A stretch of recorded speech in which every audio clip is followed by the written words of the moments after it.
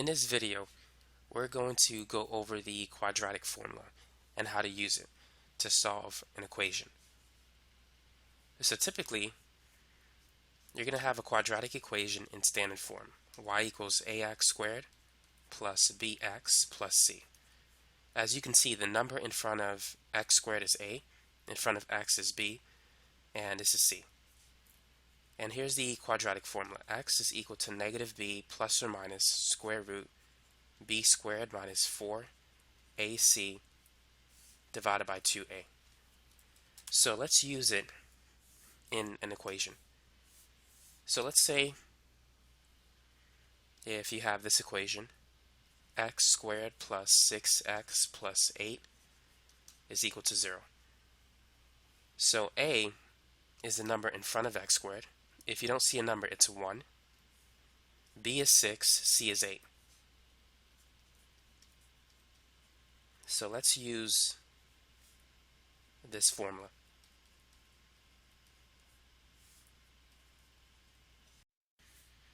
So we can see that b is equal to 6. B squared is going to be 6 squared minus 4 times a. A is 1. And c is 8 divided by 2a, or 2 times 1.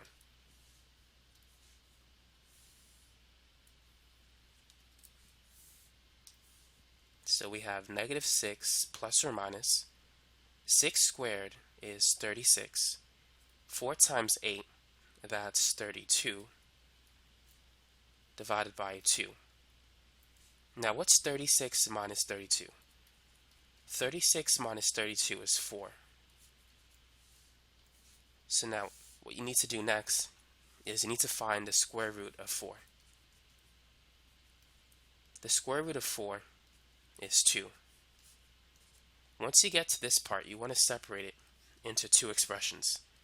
Negative 6 plus 2 divided by 2, and also negative 6 minus 2 divided by 2.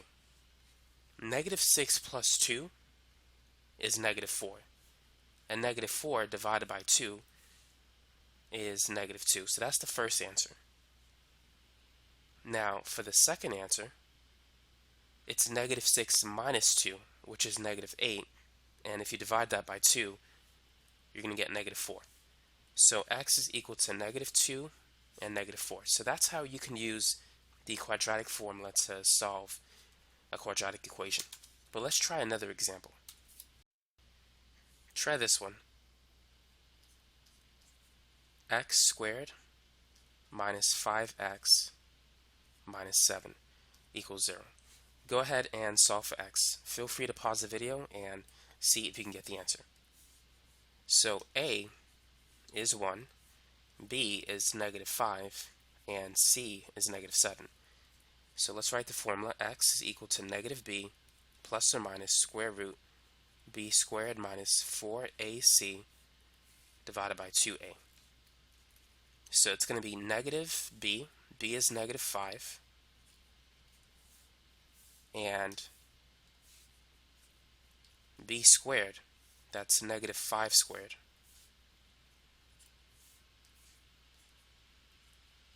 minus 4, a is 1, and c is negative 7, divided by 2a, or 2 times 1.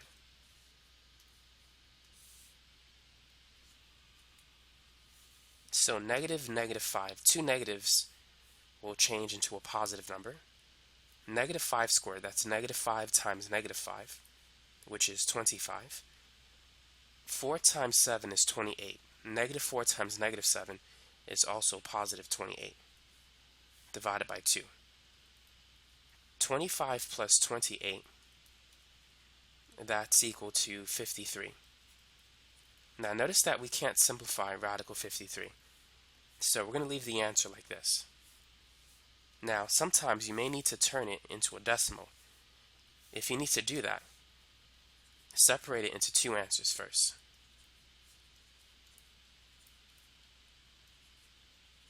and then type it in your calculator. So the first one's going to be 5 plus radical 53. That's about 12.28, and then divided by 2. So x is equal to 6.14. Now for the second answer, it's 5 minus root 53 divided by 2.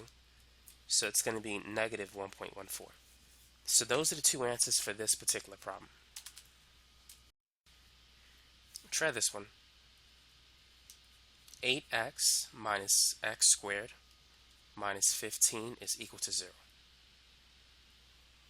Now notice that this equation is not in standard form, and that's okay.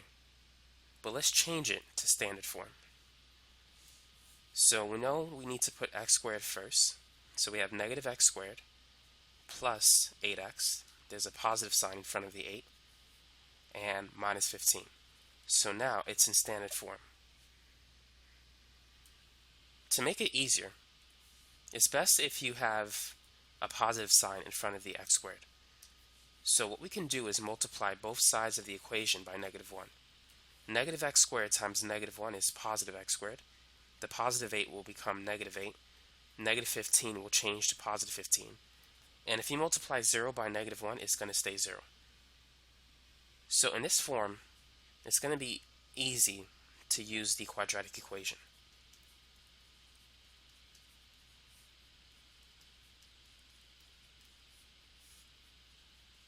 So a is 1, b is negative 8, and c is 15. So it's negative 8. I'm not going to have enough space to fit it there.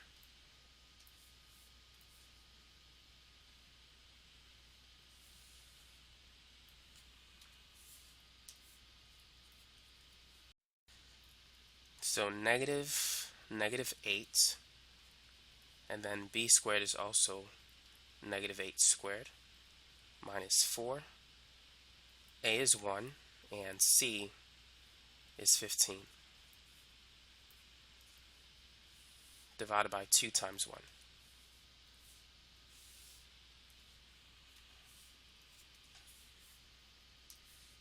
So this is going to be positive 8. 8 squared, or negative 8 times negative 8, that's 64. Negative 4 times 15, that's 60, divided by 2.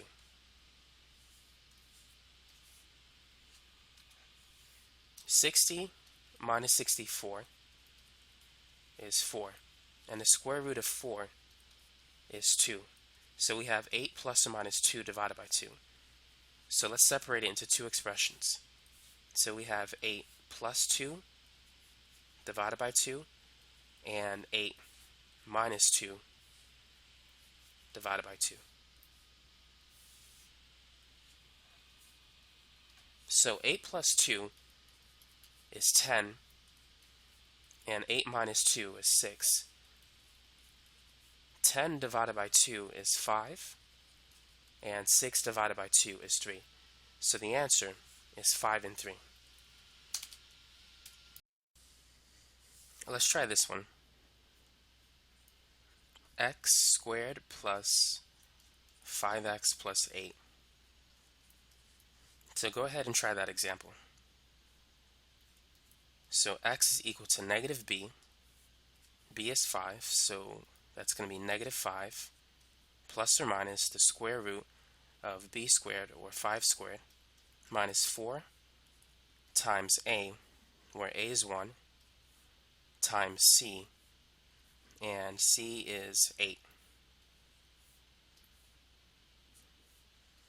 All divided by 2a, or 2 times 1.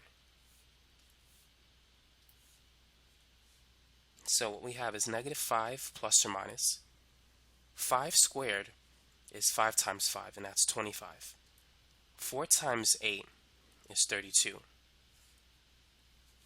So now, if we subtract 25 minus 32, we're going to get negative 7. So if we have a negative inside the square root, what does that mean? By the way, the inside part of the quadratic formula, the part that's inside of the radical, the b squared minus 4ac. That's called the discriminant. And if the discriminant is less than 0, if it's negative, that means that you have no real solutions. If the discriminant is equal to 0, you have one real solution. If it's greater than 0 or positive, you have two real solutions. So because it's negative, that means that we have no real solutions. Instead, we do have two complex or imaginary numbers or solutions. The square root of -1 is equal to I, which is an imaginary number. So therefore, radical -7 is the same as the square root of 7 times I. So we're going to leave the answer like this.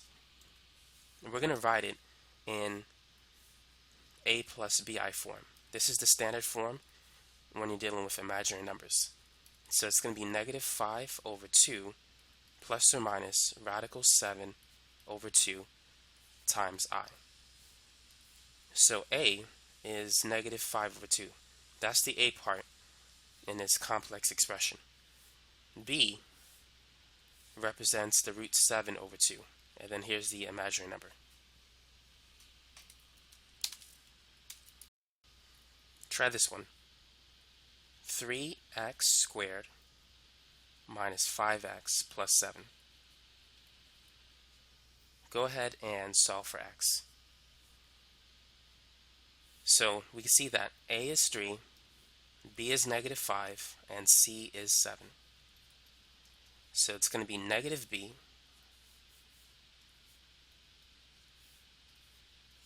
plus or minus the square root of b squared, which is -5 squared, minus 4 times a times c, and c is +7, divided by 2a, or 2 times 3. So -5 is +5, and 5 squared is 25. 4 times 3 is 12, and 12 times 7, 10 times 7 is 70, 2 times 7 is 14, 70 plus 14 is 84. So 12 times 7, that's 84. So here we have -84 on the inside, and on the outside we have a 6. So what is 25 minus 84? Let's find out. So this is going to give us a negative number, so let's subtract it backwards. What's 84 minus 25? 4 minus 5 is negative, so we got to borrow a 1. So the 8 is going to become a 7, and the 4 is going to change into 14.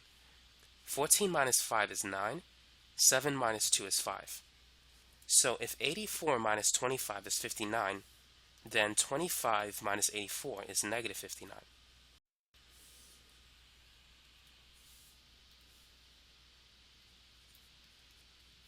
So we have -59 inside the radical. So our final answer is 5 plus or minus root 59 times I over 6. And if you want to put it in standard form, you can write it as 5/6 plus or minus root 59 over 6 times I. So that's the answer for this problem. It's another imaginary solution. Well, there's two imaginary solutions since we have the plus and the minus.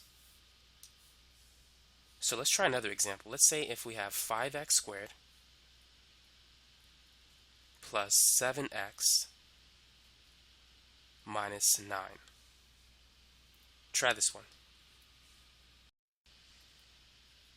So x is going to be -b, b is 7, a is 5, c is -9. So it's -b or -7 plus or minus the square root of b squared, which is 7 squared, minus 4 times a is 5, times c, which is c is -9, divided by 2a, or 2 times 5.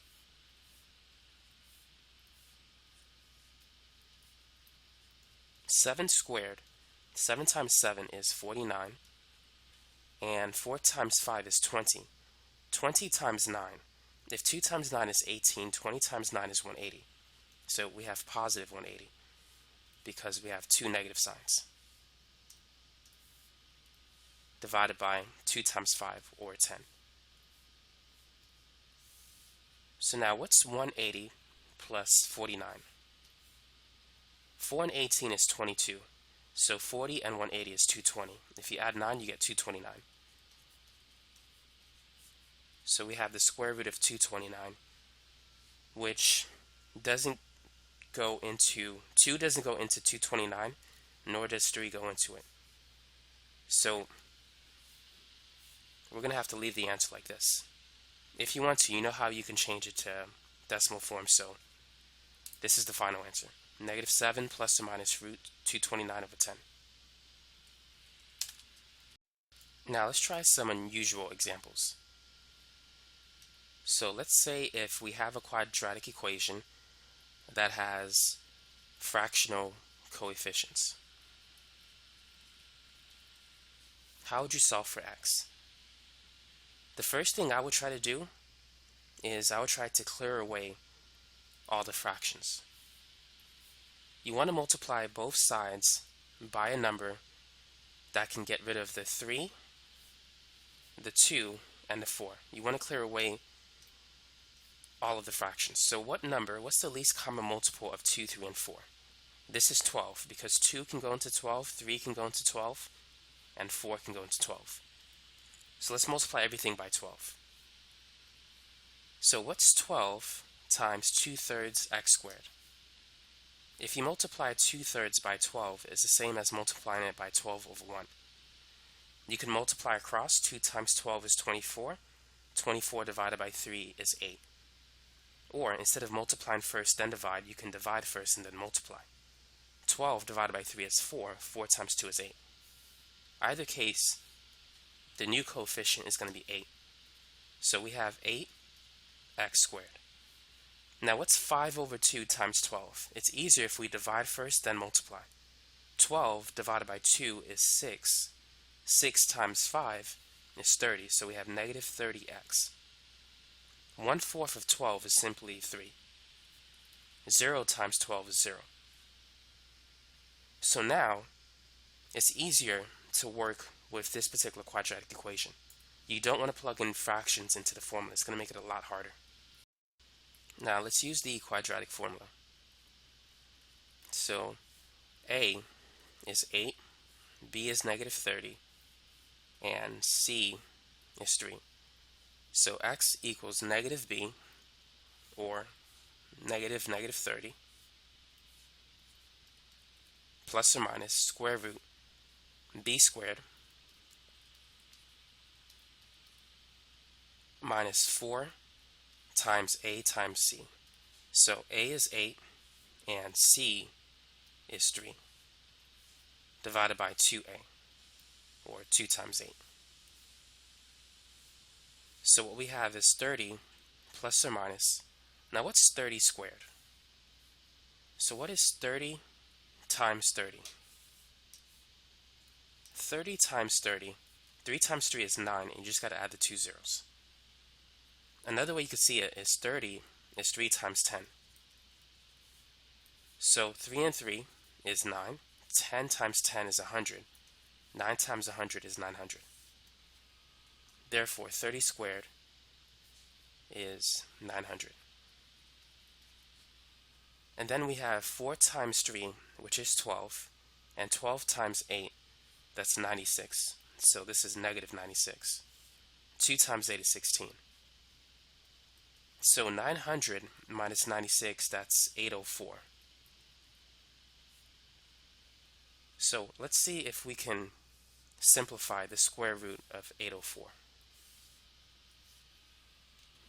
804 appears to be divisible by 4. If you divide 804 by 4, you should get 201. Now 2 can't go into 201, but 3 can. 201 divided by 3 is 67. 67 is a prime number, so we can't really simplify it any further. So we're just going to break down 804 into 4 and 201. 4 is the highest perfect square that we could remove from 804. And the square root of 4 is 2.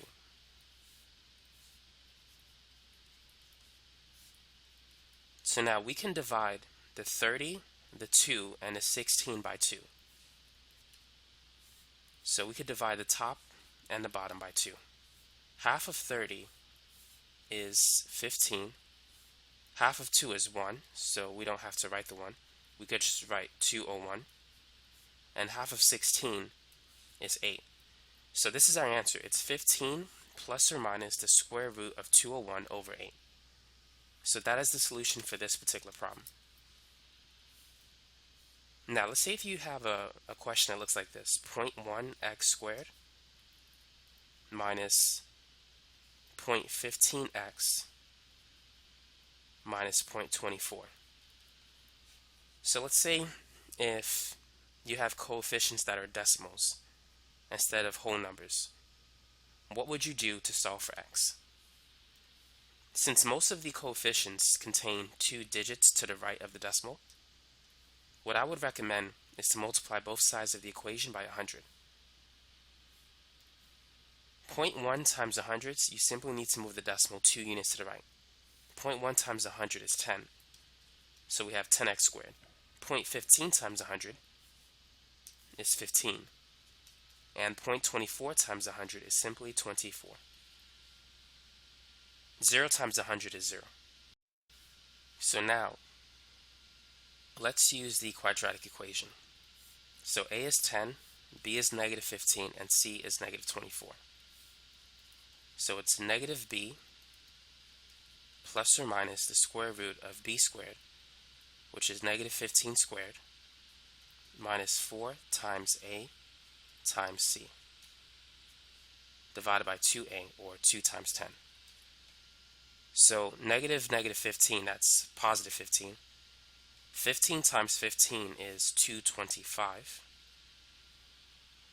And 4 times 24. 4 times 20 is 80. 4 times 4 is 16. 80 plus 16 is 96. 96 times 10 is 960. And 2 times 10 is 20. So now we got to add 225 plus 960. 200 and 900 is 1100. 25 and 60 is 80. So we have the square root of 1185. Now, since we have a 5 as a last number, that tells us that 1185 is divisible by 5.